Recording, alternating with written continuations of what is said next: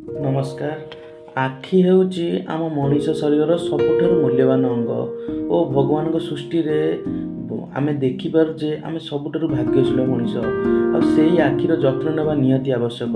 ନହେଲେ ଆଜିକାଲି laptop mobile ଯୁଗରେ ଆମେ ଖୁବ୍ କମ୍ ବୟସରୁ ଚଷମା ବ୍ୟବହାର କରିବାକୁ ପଡ଼ିବ, ଯେଉଁଭଳି ଭାବେ ମୁଁ 24-25 ବର୍ଷରୁ ବ୍ୟବହାର କରୁଛି। ଆସନ୍ତୁ ଦେଖିବା ଏହି 7 ଖାଦ୍ୟ ଯାହା ଆମ ଆଖିର ସନ୍ତୁଳନ ଦୃଷ୍ଟିଶକ୍ତି ବଢ଼ାଇବାରେ ସାହାଯ୍ୟ କରେ। ପ୍ରଥମରେ ଆସିଲା ଆମର ଶାଗ। ବିଭିନ୍ନ ପ୍ରକାର ଶାଗକୁ ଆମେ ଖାଇପାରିବା ନିତିଦିନରେ। ଓ ଦ୍ୱିତୀୟରେ ଆମର ପିଜୁଳି। ତୃତୀୟରେ ଆସୁଛି ଗାଜର। ଚତୁର୍ଥରେ ଆମର ଆସୁଛି ମାଛ ମୁଣ୍ଡ ବି ଆମେ ଖାଇପାରିବା।